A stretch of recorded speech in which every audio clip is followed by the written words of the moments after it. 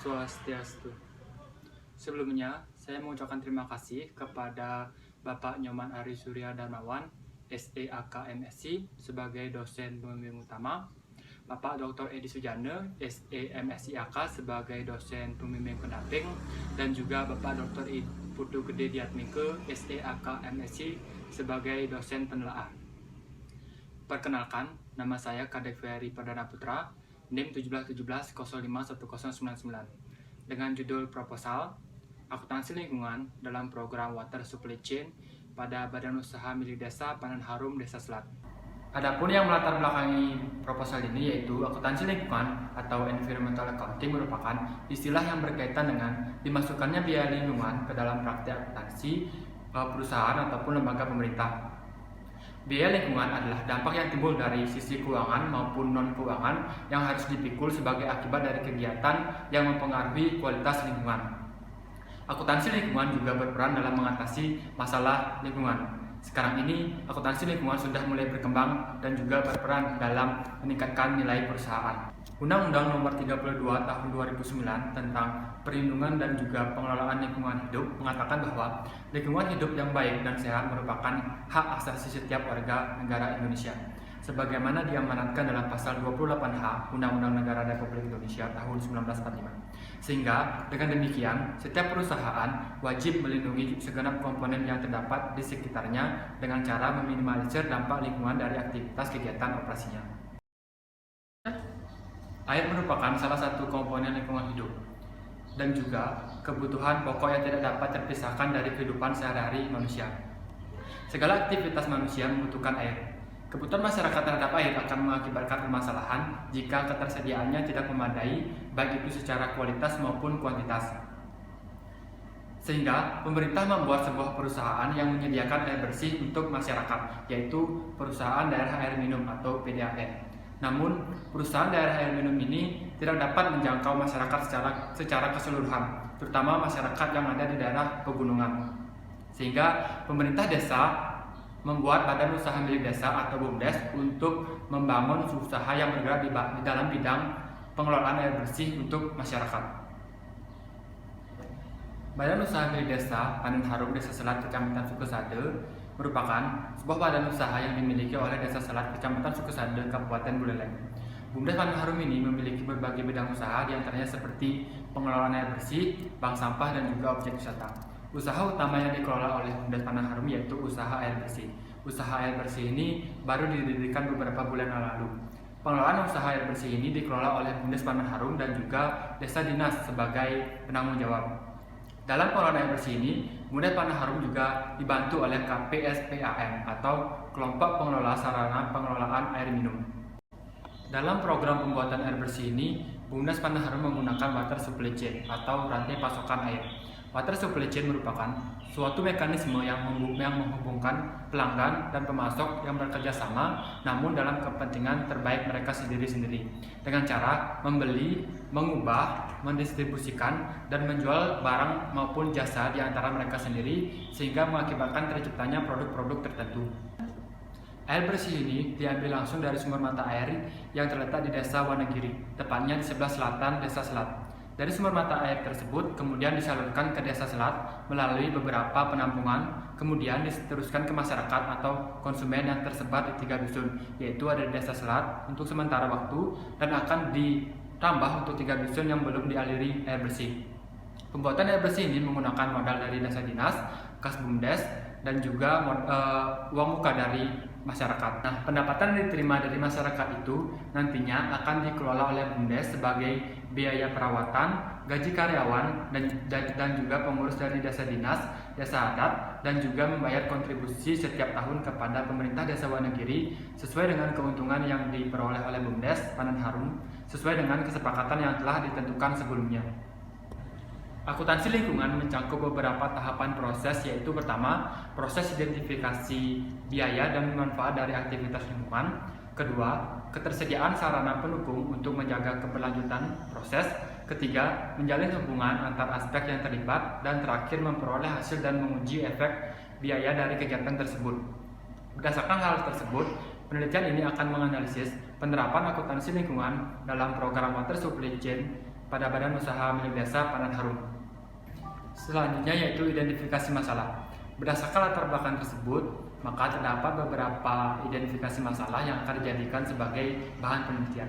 Di antaranya yang pertama yaitu Badan Usaha Milik Desa Padan Harum Desa Selat memiliki usaha pembuatan rantai pasokan air bersih atau water supply chain yang baru didirikan beberapa bulan yang lalu. Modal yang dibutuhkan untuk membuat water supply chain tersebut adalah berasal dari masyarakat, kas BUMDes, dan juga dana dari desa dinas. Dalam pembuatan water supply chain ini membawa potensi risiko pada pemanfaatan aset dan permasalahan lingkungan seperti limbah, sampah, pencemaran, dan dampak lingkungan lainnya. Untuk mengatasi potensi permasalahan tersebut dapat ditinjau dari penerapan konsep akuntansi lingkungan yang merupakan wujud pertanggungjawaban pengelolaan kepada masyarakat baik dari aspek keuangan maupun aspek non-keuangan. Selanjutnya yaitu rumusan masalah. Berdasarkan latar belakang dan juga identifikasi masalah yang telah dipaparkan tersebut, maka yang menjadi pokok permasalahan dalam penelitian ini adalah bagaimanakah penerapan akuntansi lingkungan dalam program water supply chain pada Badan Usaha Milik Desa Padan Harum Desa Selat. Dan selanjutnya itu untuk tujuan penelitian, berdasarkan rumusan masalah yang telah dipaparkan tersebut, maka tujuan dari penelitian ini adalah untuk mengetahui bagaimanakah penerapan akuntansi lingkungan dalam program water supply chain pada Badan Usaha Milik Desa Padan Harum Desa Selat. Selanjutnya yaitu untuk kajian pustaka. Dalam kajian pustaka terdapat penelitian terdahulu. Penelitian terdahulu yang saya pakai diantaranya Catherine L. Chris pada tahun 2014 dengan judul Water Management Accounting and the Wine Supply Chain Empirical Evidence from Australia. Yang kedua yaitu Rizky, Dina, dan Ida di tahun 2019 dengan judul Penerapan Akuntansi Lingkungan pada Badan Usaha Milik Desa untuk mewujudkan Green Accounting. Yang ketiga yaitu Anum Jambi dan juga kawan-kawan di tahun 2017 dengan judul Analisis Penerapan Akuntansi Lingkungan untuk mewujudkan Green Accounting. Yang keempat yaitu Rahayu Sri di tahun 2019 dengan judul Penerapan Akuntansi Lingkungan pada Rumah Sakit Umum Dr. Wahidin Sudirohosodo. Dan yang terakhir yaitu Putra Iwan Setia dan juga kawan-kawan di tahun 2020 dengan judul Analisis Aktivitas dan Biaya Lingkungan dalam mewujudkan Green Accounting pada Badan Usaha Milik Desa Setia Asih. Untuk selanjutnya yaitu Grand Theory. Teori yang saya gunakan yaitu teori kontingensi. Fiedler tahun 1967 mengatakan bahwa teori kontingensi adalah teori yang membahas gaya kepemimpinan yang bergantung pada bagaimana situasi organisasi tersebut. Nah, terdapat tiga gaya kepemimpinan, tiga variabel diantaranya yaitu leader-member orientation, yaitu hubungan pribadi antara pemimpin dengan para anggotanya. Yang kedua yaitu task structure, yaitu tingkat struktur tugas yang diberikan oleh pemimpin untuk dikerjakan oleh anggota organisasi. Dan yang terakhir yaitu kekuasaan jabatan, yaitu tingkat hukuman, penghargaan, kenaikan pangkat, disiplin, teguran yang diberikan pemimpin kepada para anggotanya. Selanjutnya yaitu akuntansi lingkungan atau environmental accounting. Menurut Gray dalam Sri Rahayu tahun 2019, akuntansi lingkungan adalah sebagai alat untuk menangani semua bidang akuntansi manajemen yang dapat dipengaruhi organisasi bisnis untuk isu lingkungan termasuk daerah akuntansi. Selanjutnya yaitu Badan Usaha Milik Desa atau BUMDes.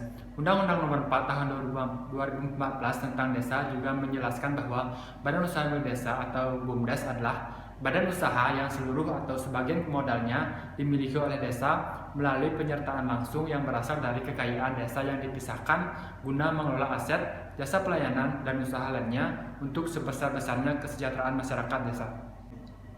Berdasarkan Peraturan Pemerintah Nomor 71 Tahun 2010 Pasal 1 Ayat 3 menyebutkan bahwa tentang standar akuntansi pemerintah. Standar akuntansi pemerintah adalah prinsip-prinsip akuntansi yang diterapkan dalam menyusun dan menyajikan laporan keuangan pemerintah.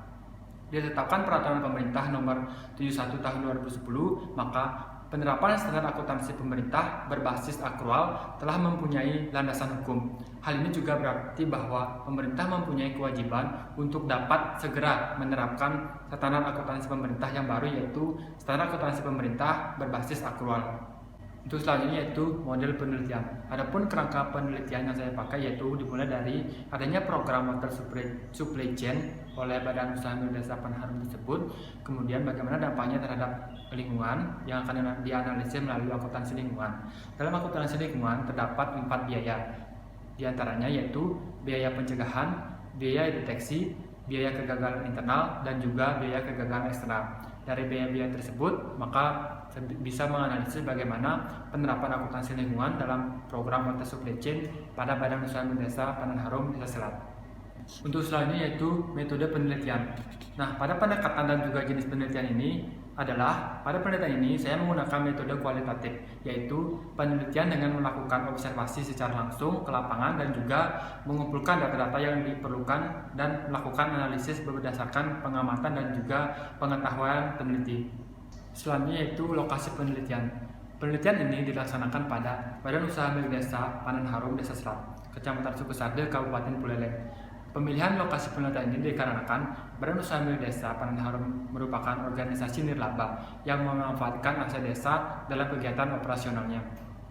Permasalahan lingkungan seperti limbah, sampah, pencemaran, dan juga dampak lingkungan lainnya untuk mengatasi potensi permasalahan tersebut dapat ditinjau dari penerapan konsep akuntansi lingkungan yang merupakan wujud pertanggungjawaban pengelolaan kepada masyarakat baik dari aspek keuangan maupun non-keuangan. Selanjutnya yaitu jenis dan sumber data. Adapun jenis data yang digunakan dalam penelitian ini adalah data kualitatif yang berupa data primer dan juga data sekunder.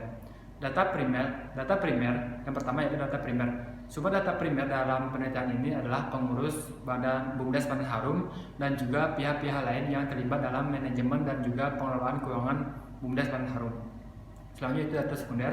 Data sekunder dalam penelitian ini adalah struktur organisasi BUMDes Panen Harum, catatan-catatan penting terkait dengan pengelolaan keuangan yang berhubungan dengan penerimaan dan juga pengeluaran kas, dan juga beberapa dokumentasi foto dalam pengelolaan usaha yang dikelola oleh BUMDes Panen Harum. Selanjutnya yaitu teknik pengumpulan data. Terdapat teknik pengumpulan data yaitu diantaranya observasi, wawancara, dan juga dokumentasi. Yang pertama yaitu observasi. Observasi dalam penelitian ini dilakukan untuk mengetahui dan juga mendapatkan gambaran umum terkait dengan situasi dan juga kondisi permasalahan yang terjadi. Yang kedua yaitu wawancara. Wawancara adalah proses pengumpulan data dengan cara melakukan komunikasi atau interaksi untuk mengumpulkan informasi dengan cara bertanya langsung kepada narasumber. Yang ketiga yaitu dokumentasi.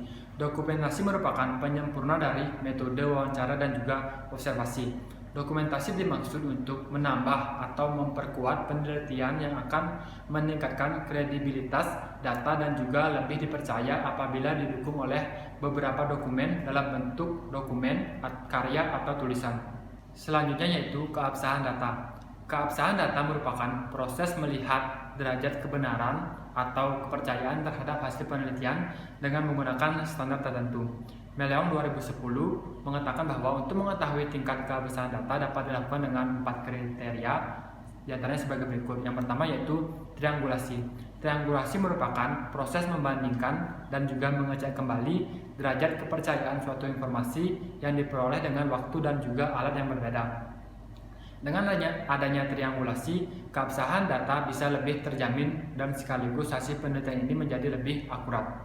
Yang kedua yaitu keteralihan. Dalam penelitian ini, peneliti berusaha menyajikan laporan hasil penelitian dengan tujuan memperkaya wacana ilmiah melalui deskripsi secara terperinci. Dengan demikian, peneliti bertanggung jawab untuk menyajikan data deskriptif secukupnya. Yang ketiga yaitu kebergantungan.